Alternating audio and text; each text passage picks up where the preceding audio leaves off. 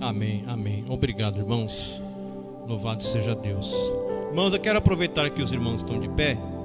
Abra sua Bíblia no livro de Êxodo, capítulo 5.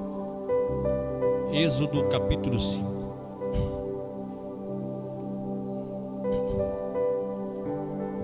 Quero fazer a leitura assim que todos estiverem ali com as suas Bíblias abertas, né? A irmã Lila aqui, se alguém puder ajudar a irmã Lila ali. Êxodo, livro de Êxodo, capítulo 5.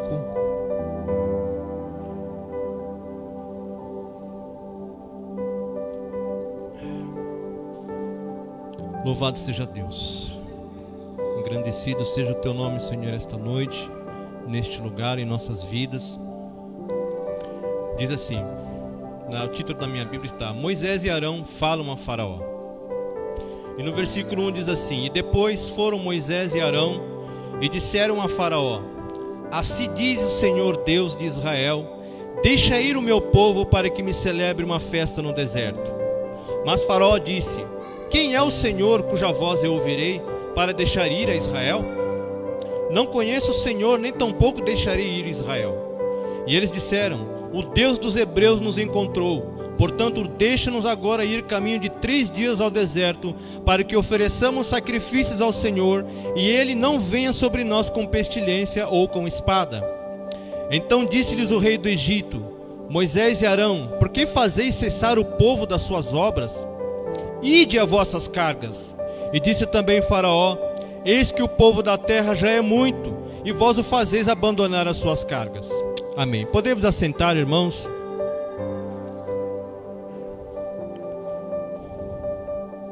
Eu creio, irmãos, que o fato de eu estar aqui esta noite é da vontade de Deus, é da vontade do Senhor.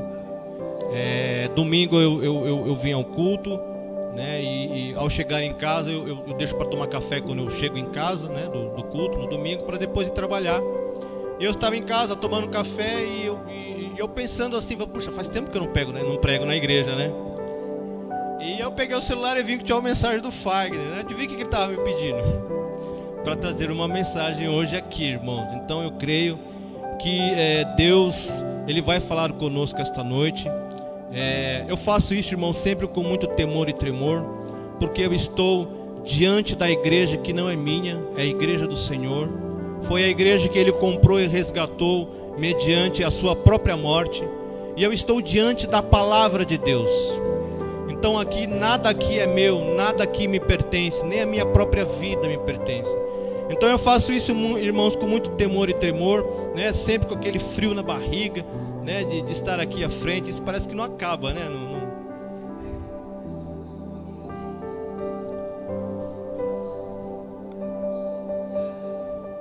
Graças a Deus. Graças a Deus, esse culto online tem sido uma ferramenta na mão do Senhor, né? Louvado seja Deus. E eu já tinha uma palavra, irmãos, eu já tinha aqui uma palavra no coração. E eu confesso que deu um pouquinho de trabalho para estudar e extrair aquilo que o Senhor queria falar conosco esta noite. Eu não posso me alongar muito, né? E amanhã é dia de... não, amanhã é feriado, né, gente? Posso ir até a meia-noite hoje ou não? Sim ou não? É vigília? Brincadeira, irmãos.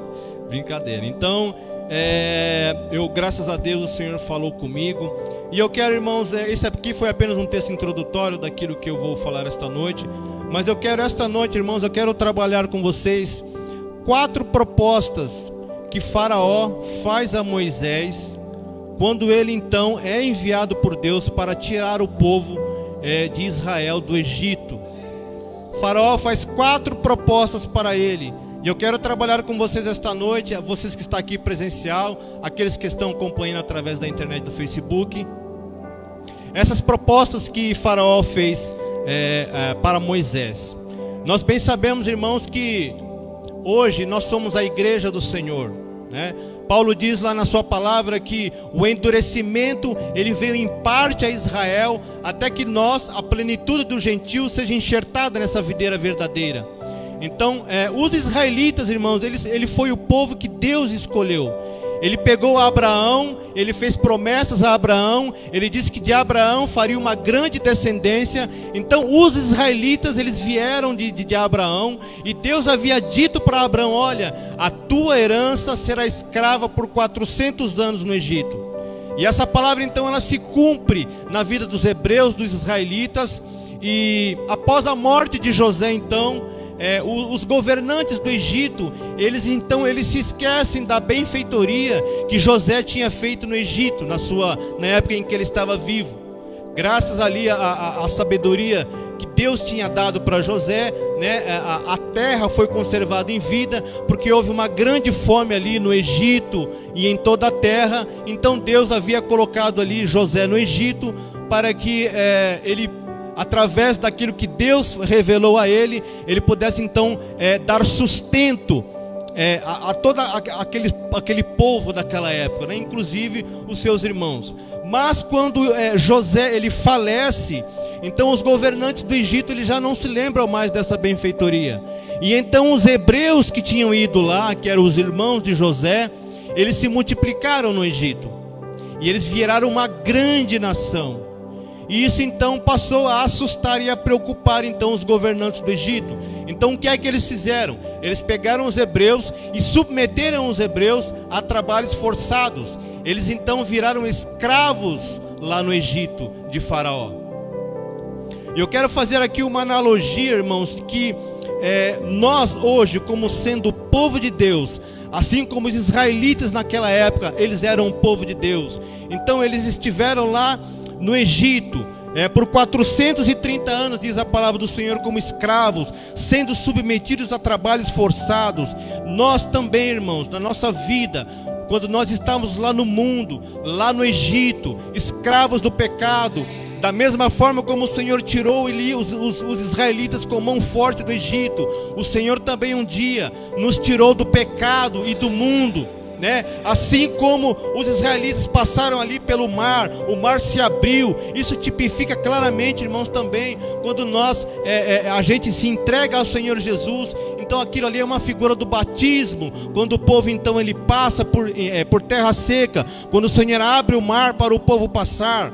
Então, continuando nessa analogia, então Deus ele pega esse povo e leva esse povo ao deserto, para antes de introduzi-lo na terra prometida, ele tem que passar no deserto. Isso também tipifica a nossa caminhada, a nossa jornada aqui nesta terra, irmãos. Nós podemos dizer que é o deserto, porque o deserto é um lugar de prova, é um lugar onde o Senhor nos aperta, é um lugar onde Ele nos ensina a depender dEle, antes de introduzir na terra prometida.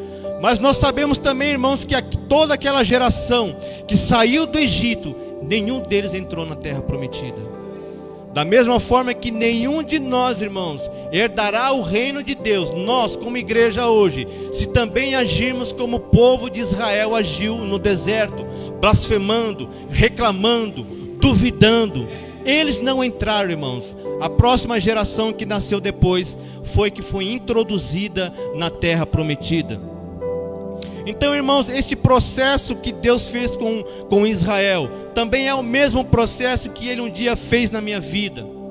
E esse texto que nós lemos aqui então, no final do capítulo 4, o capítulo 5, começa então, irmãos, aquele embate entre Moisés e Faraó. E eu quero aqui, irmãos, tipificar Faraó como sendo hoje o inimigo das nossas almas. O Egito como sendo o mundo do pecado onde o Senhor nos tirou.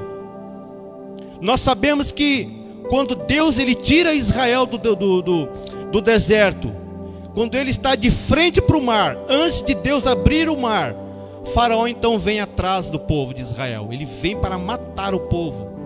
E o povo então começa a reclamar, e começa a murmurar com Moisés, e Moisés ora ao Senhor. Então Deus ele dá uma direção para Moisés, para ele apontar o cajado para o mar se abrir. Da mesma forma, irmão, quando nós vamos para Cristo, quando alguém está caminhando na direção do Senhor, quando alguém ouve a palavra de Deus e começa a obedecer, e começa a caminhar na direção do Senhor, também o inimigo das nossas almas, irmãos, ele vem atrás, ele não se dá por vencido, ele não desiste, porque ele é um inimigo espiritual.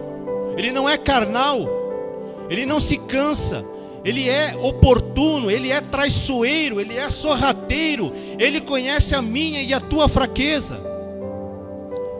É como uma luta de boxe, onde o pugilista consegue acertar um golpe no supercílio do adversário, e aquilo ali abre, começa a sangrar. É justamente ali onde ele vai bater mais. E é o que o inimigo faz, irmãos. Então eu quero aqui, irmãos, trabalhar com vocês todo esse levante, toda essa estratégia de Satanás para nos fazer, irmãos, desistir, para nos fazer parar nessa caminhada. Eu quero aqui resumir de uma forma muito curta alguns capítulos da Bíblia que chegam até essa proposta, né? Até chegar a essa proposta em que eu me proponho aqui falar com vocês esta noite. Então, irmãos, no capítulo 5, Moisés então ele vai falar a Faraó: deixa ir o meu povo, para que o meu povo celebre uma festa no deserto, para que o meu povo me sirva. Quando você lê isso na Bíblia, você vai ver que o propósito de Deus, irmãos, na vida de Israel e na nossa vida, é para nos libertar, para que a gente o sirva, para que nós venhamos a celebrar, sim, irmãos, uma festa ao Senhor, mas uma festa de gratidão por termos sido resgatados do pecado. Então, só que Faraó, ele endurece o seu coração e ele fala para Moisés: não, o povo não vai sair. Olha, você está com essa conversa aí, o povo já abandonou o trabalho lá que eles estavam fazendo. Olha, o povo largou mão lá do trabalho lá. Você está atrapalhando aqui a produção de tijolos no Egito. Então o Faraó, ele oprime ainda mais o povo, porque antes os egípcios entregavam para os israelitas o capim para que eles fizessem os tijolos, e eles tinham uma produção de tijolos para fazer no dia. E Faraó então, como uma opressão diante desse pedido de Moisés, que era uma ordem de Deus para liberar, para soltar o povo, ele falou o seguinte: agora os israelitas vão ter que pegar o capim e produzir a mesma quantidade de tijolos. Não vai ser diminuído um tijolo da cota deles. E isso, irmãos, tipifica muito essa opressão do inimigo, quando nós então começamos a caminhar na presença do Senhor.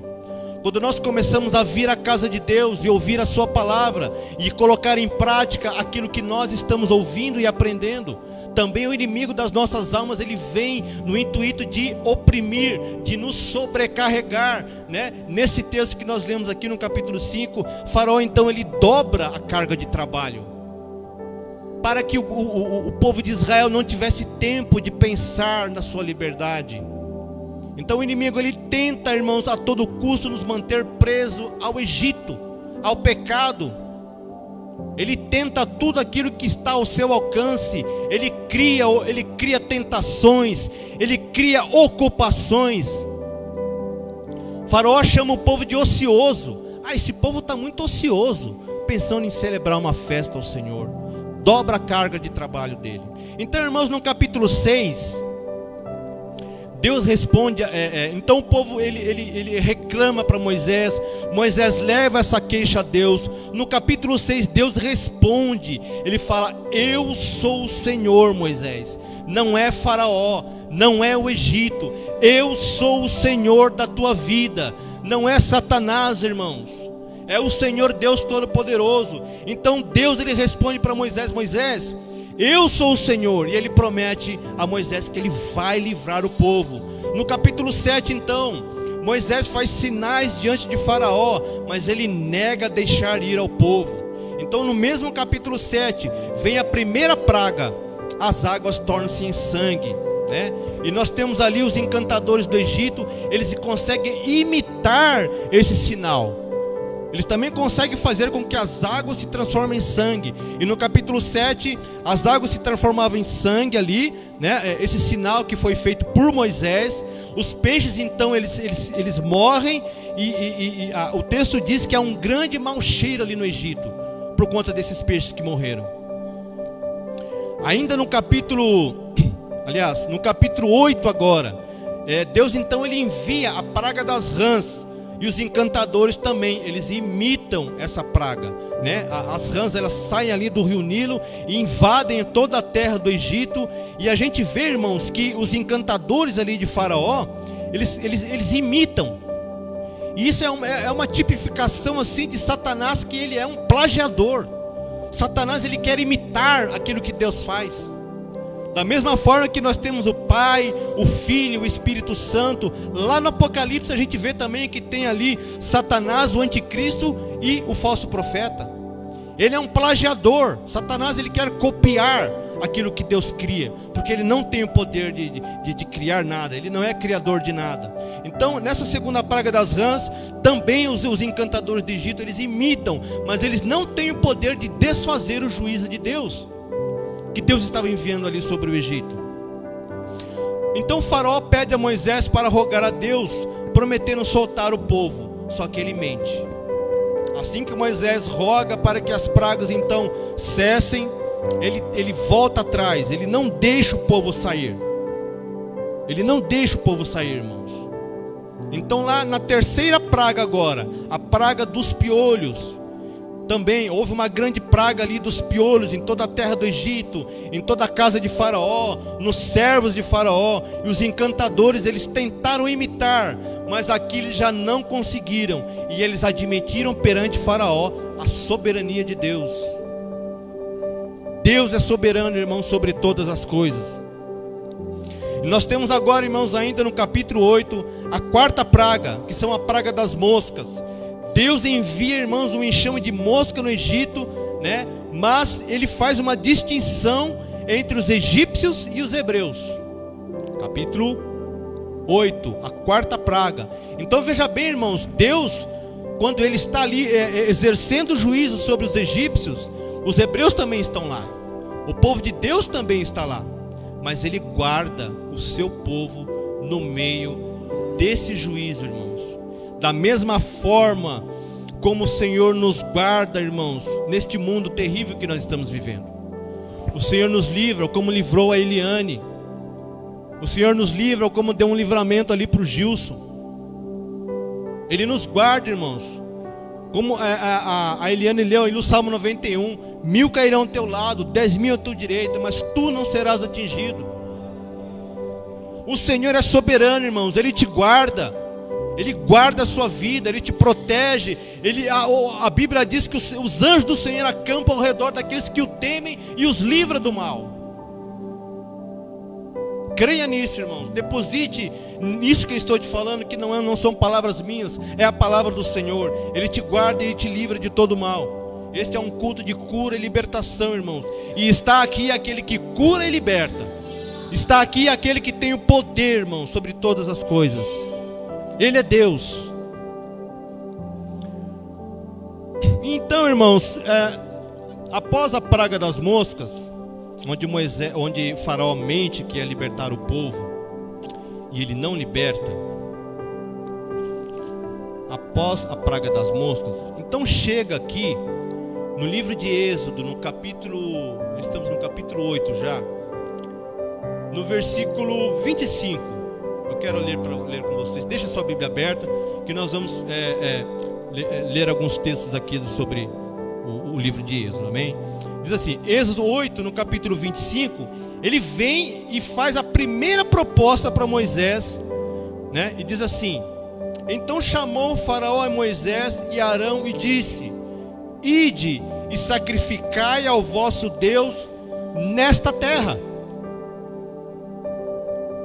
Ora, irmãos, eu ouço claramente aqui nessa proposta de Faraó a voz da serpente lá no Éden, dizendo para você o seguinte: olha, você não precisa sair do mundo para ser crente. Não. Ô Moisés, você não precisa ir lá no deserto. Sacrifica aqui mesmo no Egito. Para que sair daqui? Você tem tudo que você precisa. E Satanás, irmãos, muitas vezes ele consegue enredar muita gente com essa falsa proposta de que você não precisa cortar laços com o mundo para ser crente. Você pode ser crente estando no mundo. É o que Faraó está propondo aqui. Você não precisa sair do Egito, Moisés. Sacrifica aqui mesmo. para quê? Você vai caminhar 3 dias no deserto, debaixo de sol. Olha, aqui você tem tudo que precisa. Olha, você tem animais para sacrifício. O povo tem uma moradia aqui. Rapaz, você vai sair no deserto, caminho de 3 dias, esse sol escaldante. Vocês vão passar necessidade. Irmãos, Satanás, ele tenta nessa proposta de Faraó fazer com que o povo se desvie, irmãos. Porque a proposta de Deus era uma libertação total do povo da escravidão. Nós não podemos, irmãos, servir a Deus com um pé na igreja e o outro no mundo. Nós precisamos romper, irmãos, radicalmente com o pecado e com o mundo, se você quiser ser crente. Não existe isso de você ficar no mundo e ficar na igreja. É o que ele fala aqui. Olha, eu posso ouvir muito claramente a voz da serpente enganando Eva lá no paraíso com essa proposta, tentando distorcer aquilo que tinha sido estabelecido por Deus.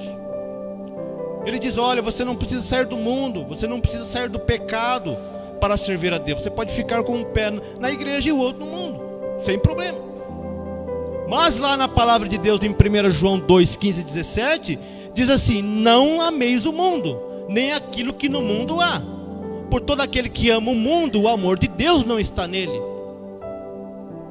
Então você precisa decidir a quem você quer amar e servir. 1 João 2, 15 e 17. Eu não quero ficar abrindo aqui e lendo, irmãos, por uma questão de tempo, mas você anote aí que está em casa ou aqui na igreja. Então não ame o mundo, irmãos. 1 João 2, 15 e 17. Aquele que se constitui amigo do mundo, irmãos, Tiago 4, 4, constitui-se inimigo de Deus. Amigo do Egito, inimigo de Deus. Amigo de Deus, inimigo do Egito. A gente fala muito em polaridade hoje em dia. Nossa, calma, não precisa ser radical. Irmãos, não existe meio termo entre santidade e pecado. Não existe meio termo entre luz e trevas. Ou você é luz ou você é trevas. Ou você é santo ou você é um profano.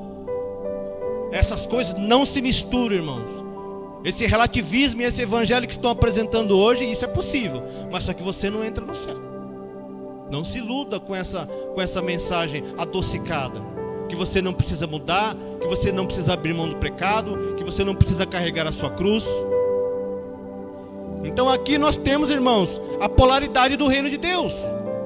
Ou você ama um e odeia o outro, ou você é amigo de Deus e inimigo do mundo. Então não tem meio termo.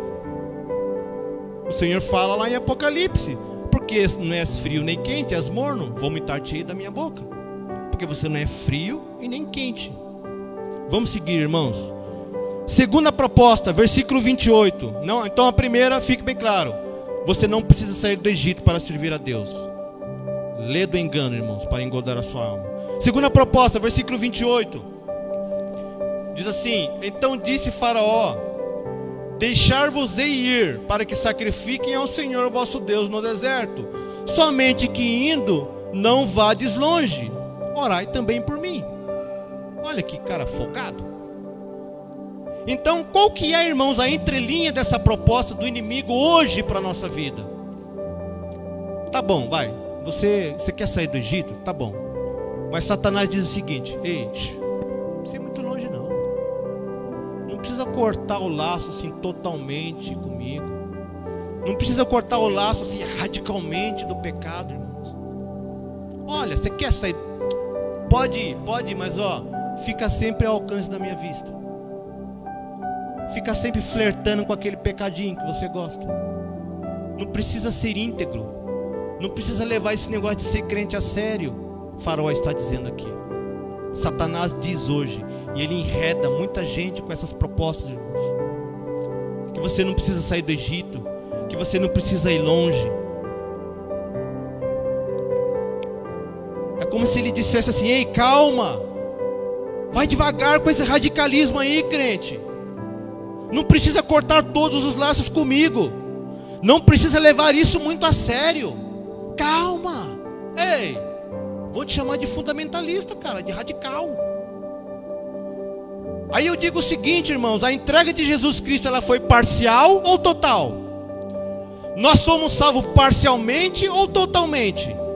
Porque se o sacrifício de Cristo fosse parcial, então, mas a entrega dele foi total. Então nós não podemos, irmãos, servir a Deus pela metade. Nós não podemos servir ao Senhor pela metade. All-in, eles costumam falar, ou tudo ou nada. Ou tudo é dele ou nada é dele, irmãos. Ou tudo é de Deus ou nada é de Deus. Não tem meio termo. Não tem um jeito nosso de ser crente, mas tem um jeito de Cristo ser crente. Tem um jeito que Ele nos ensinou. Irmãos, eu me entristeço com isso, porque eu vejo jovens, sabe, flertando com o mundo, flertando com o pecado dentro da igreja. E quando você vê, some da igreja, você não vê mais. Porque acha que pode ficar flertando com o mundo, flertando com o pecado. Você vai falar alguma coisa, isso não tem nada a ver. Não tem nada a ver. E quando você vê, irmãos, somem da igreja. É como o Gabriel, irmãos, ele pregou domingo.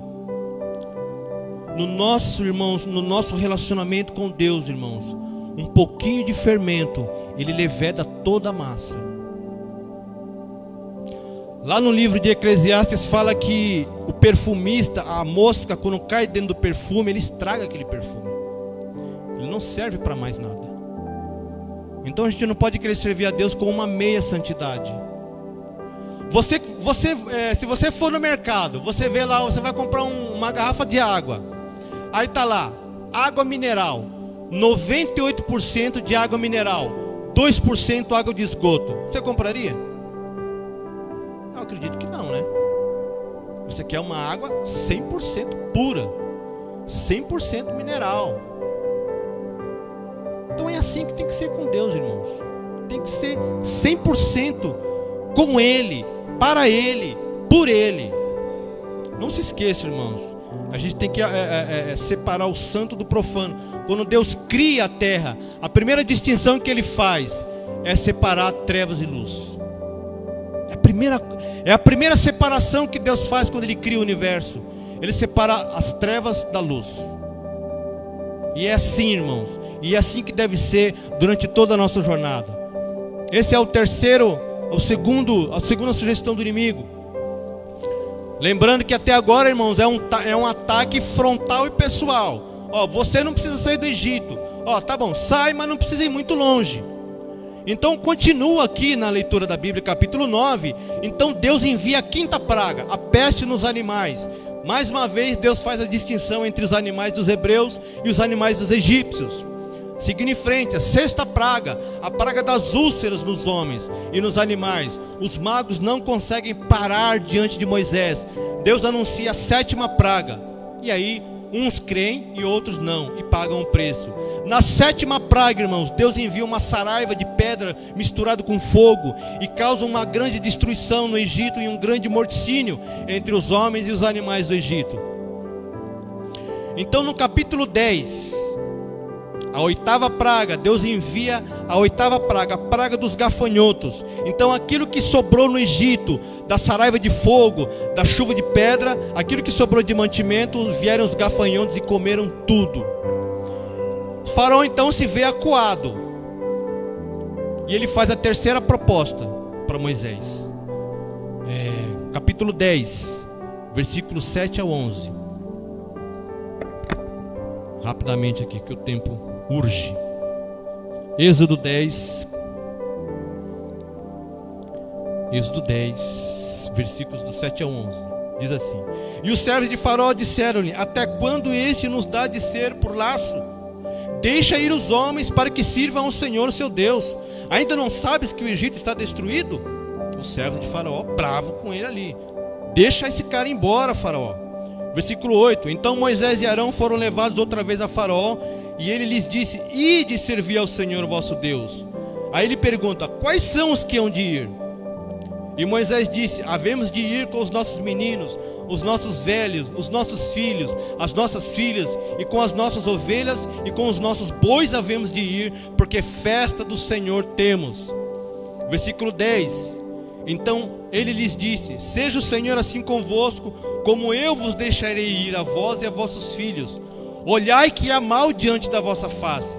Versículo 11: não será assim, andai agora vós, varões, e servi ao Senhor, pois isso é o que vos pedistes, e os lançastes da face de Faraó. Então aqui em algumas traduções, irmãos, Faraó está dizendo assim: vai, mas os filhos e as mulheres me pertencem. Então quando o inimigo ele vê que ele não consegue te parar, meu irmão, ele não consegue parar você num ataque frontal e direto, ele mira. Ele vai mirar para aquilo que é, para as pessoas que são próximas de você. E é o que Faraó faz aqui. Tá bom, vocês querem ir, vai só os homens. Satanás diz assim: vá, pode ir, mas a família é minha. E é o que tem acontecido, irmãos, muito hoje em dia. As famílias estão sendo atacadas, irmão, por todos os lados. A família tradicional que Deus instituiu lá no princípio, estão querendo mudar todas as coisas hoje em dia, irmãos. Estão querendo dizer para a criança que ela pode ser o que ela quiser, o menino pode ser menina, que a menina pode ser menino, que agora na certidão de nascimento tem que tirar agora o pai e a mãe. Então eles estão querendo, irmãos, a todo custo destruir aquilo que Deus estabeleceu, irmãos, como família, como modelo de família. O papel do pai, o papel da mãe, a sexualidade das crianças estão sob ataque, irmãos. Nós estamos vivendo um ataque cultural, uma ideologia de gênero que está dentro das escolas. Desenhos na Netflix, irmãos, vigiem que os seus filhos assistem na internet, pelo amor de Deus. Pelo amor de Deus. A gente muitas vezes está cansado do trabalho, do serviço, a gente larga o celular na mão das crianças para a gente fazer as coisas. Irmãos, a gente deixa de educar os filhos para a internet fazer isso. Isso é um caminho sem volta, irmãos. É um caminho sem volta. A família está sob ataque. Tudo que diz respeito aos valores cristãos está sob ataque. E sem dúvida a família tem sido o alvo principal do inimigo. Quando ele consegue destruir uma família, há um estrago maior. Ele consegue destruir o maior número de pessoas, porque está envolvido ali o pai, a mãe, os filhos, né? Quando há por exemplo, uma separação entre o casal, né? Então a família, ela é a célula mãe da sociedade. Uma família desestruturada gera uma sociedade desestruturada, gera uma igreja fraca, porque a família está sendo atacada. Então os marcos que Deus estabeleceu estão sendo removidos, irmãos. Cercas de proteção que Deus havia colocado ali está sendo derrubado. Está sendo as leis estão querendo institucionalizar, irmãos, pedofilia. Estão querendo ressignificar essas coisas. Alguns anos atrás teve lá um evento que o pessoal chamou de arte. Um cara nu e uma criança lá juntamente com a mãe alisando o cara, patrocinado por um grande banco na época. Aí eles chamam isso de cultura. Não é cultura, é arte. E a arte só se for lá no inferno, irmãos. Então, irmãos, Deus estabeleceu um padrão. Deus estabeleceu a família. Deus estabeleceu um pai, uma mãe, né? O homem é homem, a mulher é mulher. Então isso não pode, irmãos, ser ressignificado. Isso não pode mudar. Vamos seguir em frente aqui, irmãos. Me perdoe aqui pelo tempo. Então o que você tem que fazer, irmãos? Ore pela sua família, né? Os maridos, as mulheres que são mães aí, que não tem mais o companheiro do lado, seja por qualquer que seja o motivo. Ore pela sua família, ore pela sua esposa, ore pelo seu marido, ore pelos seus filhos, né? Homens, seja um verdadeiro líder dentro da sua casa, né? Lembre-se lá, né, do que Josué falou: eu e minha casa serviremos ao Senhor. Mas muitas vezes, irmão, falta essa liderança dentro de casa, do homem, do papel do homem, dele se colocar como um sacerdote do lar, como um intercessor da família. Quando Josué fala: eu e minha casa serviremos ao Senhor, porque quando ele chegava na casa dele, ele falava: olha, todo mundo aqui vai servir a Deus, e ninguém contrariava. Hoje em dia, você vai falar isso aí, muitas vezes os filhos, né? Tá difícil hoje. E muitas vezes não é por falta de exemplo. Samuel foi um dos maiores profetas do Antigo Testamento e os 2 filhos dele se desviaram. Então às vezes não é que faltou exemplo dentro de casa, né? Mas ora, irmãos, por pior que seja a situação, a Janeide não está aqui hoje, mas ela deu um testemunho sobre o filho dela, como ela vem orando, né? Os ataques que esse rapaz sofreu, mas ela não parou de orar, irmão. A gente não pode desistir da oração pela família, pelos filhos. Eu me incluo nisso. Então ore, irmãos, ore. Deus então envia, irmãos, a 9ª praga, que são a praga de trevas. E a Bíblia diz então que era uma treva tão espessa que se podia apalpar. Então, irmãos, vem a 4ª e última proposta de Satanás. A 4ª e última proposta de Faraó a Moisés. Ele falou: olha, eu tentei proibir vocês de ir, vocês querem ir, né? Vocês querem ir longe, vocês querem ir para o deserto mesmo, então vai. Olha, eu proibi da família ir, tá bom, a família pode ir. Mas, irmãos, aqui no versículo 24 do capítulo 10, Faraó então ele lança a sua última carta. Ele diz assim: então Faraó chamou a Moisés e disse: ide, servi ao Senhor, somente fiquem vossas ovelhas e vossas vacas, vão também convosco as vossas crianças. Em outras traduções diz: as vossas crianças e as vossas mulheres. Então, irmãos, vê que não há, aliás, há um padrão na maneira como o inimigo ele nos ataca. Há primeiramente um ataque frontal, um ataque direto contra você. Depois ele mira a sua família. Depois ele vai atacar os seus bens. Então qualquer semelhança ali com a vida de Jó, irmãos, não é coincidência. Porque quando Satanás ele tem a permissão de Deus para tocar em Jó, Satanás ele toca na sua família e nos seus bens. Depois ele taca na saúde de Jó. Então quando Satanás ele não tem vitória num ataque frontal direto contra você, ele vai mirar a tua família. Se não funcionar, ele vai mirar os teus bens. E a área financeira, irmãos, tem sido um calcanhar de Aquiles na vida de muita gente. Porque na hora de ter que escolher entre uma coisa e outra, muitas vezes as pessoas estão escolhendo as riquezas. E graças a Deus nós não temos isso na igreja, mas teologias, né, pregações que prometem, né, que o crente não fica doente, que o crente não pode ter miséria, né, que o crente não pode ficar desempregado, que o crente não pode passar por tribulação, por dificuldade. Mentem isso. Eles tentam tornar, irmãos, a mensagem da cruz palatável, atraente. Não, vem que tem prosperidade. Quando na verdade, irmãos, a mensagem do evangelho é totalmente oposto. Quando nós vemos lá o jovem rico, ele fala: bom mestre, o que farei para herdar a vida eterna? Jesus fala para ele: olha, obedece aos mandamentos. Ele fala: não, isso eu faço desde criança. E Jesus então vira para ele e fala: então quer ser perfeito? Vende todos os seus bens, dê aos pobres e me siga. Porque Jesus sabia que aquele homem era um homem rico e que ele amava e confiava nas riquezas. Deus não tem problema com prosperidade, irmãos.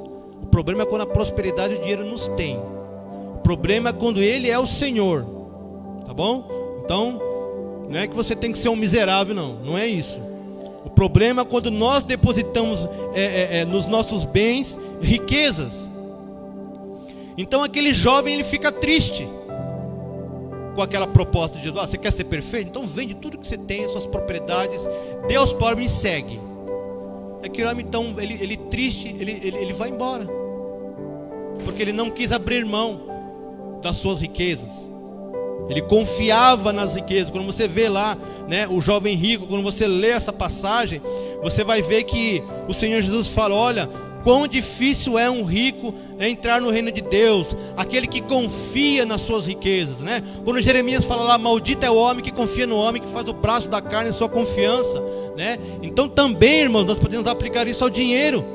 Aquele que confia no dinheiro não estou falando, irmão, não estou falando contra você ter lá a sua reserva de emergência, no caso de uma necessidade, tá bom, irmãos? Mas o problema é quando nós atribuímos ao dinheiro aquilo que nós deveríamos estar atribuindo a Deus. Quando a nossa esperança está em bens, está em patrimônios e não no Senhor. Porque todas essas coisas passam, irmãos. Eu quero aqui, irmãos, concluir então essa mensagem. Fala então, irmão Maurício, como que eu faço, né, se eu estou sob ataque, se a minha família está sob ataque, se os meus bens estão sob ataque? Irmãos, em Tiago 4,7 diz assim: sujeitai-vos, pois, a Deus, resisti ao diabo e ele fugirá de vós. Não queira inverter esta ordem.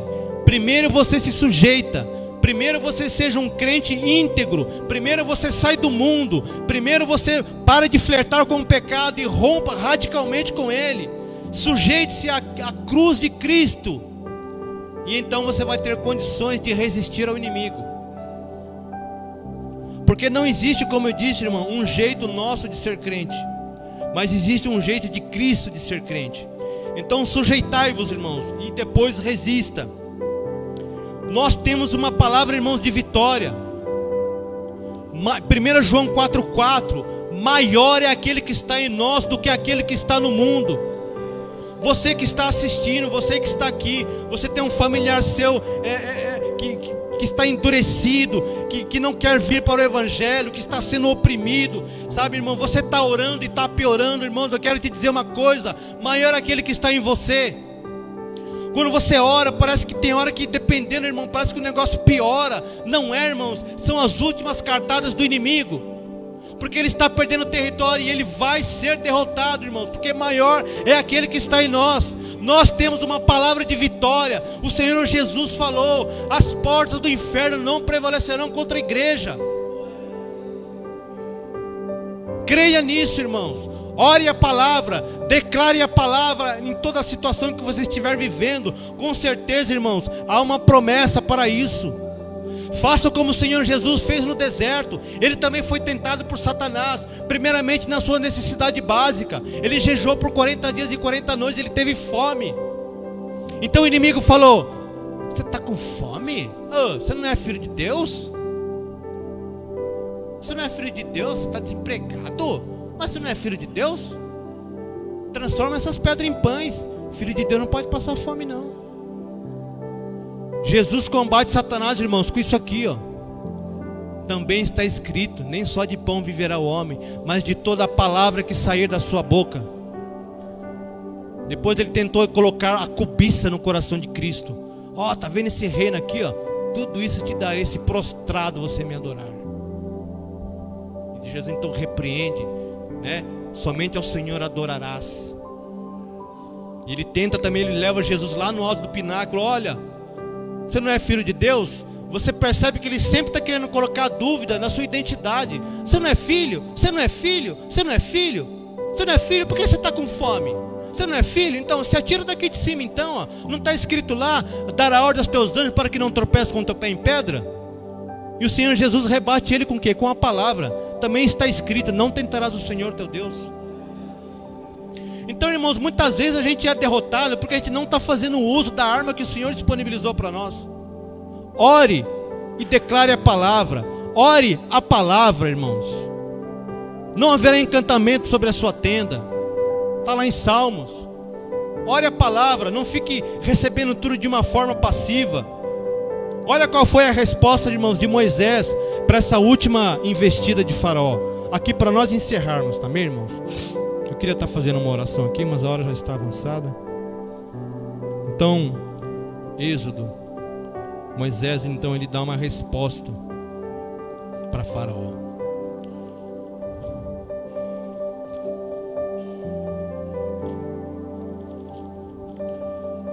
Êxodo 10, versículo 25. Moisés, porém, disse: tu também darás em nossas mãos sacrifícios e holocaustos, que ofereçamos ao Senhor nosso Deus, e também o nosso gado há de ir conosco, nenhuma unha ficará, porque daquele havemos de tomar para servir ao Senhor nosso Deus, porque não sabemos com que havemos de servir ao Senhor até que cheguemos lá. Irmãos, nenhuma unha daquilo que é teu ficará para trás. Continue orando, continue declarando as promessas de Deus, porque o teu filho, a tua filha, essa pessoa que você está orando, a sua esposa, o seu marido, ele virá para Cristo. Todavia, irmãos, creia e continue orando, não pare, não desista, irmãos, em nome de Jesus.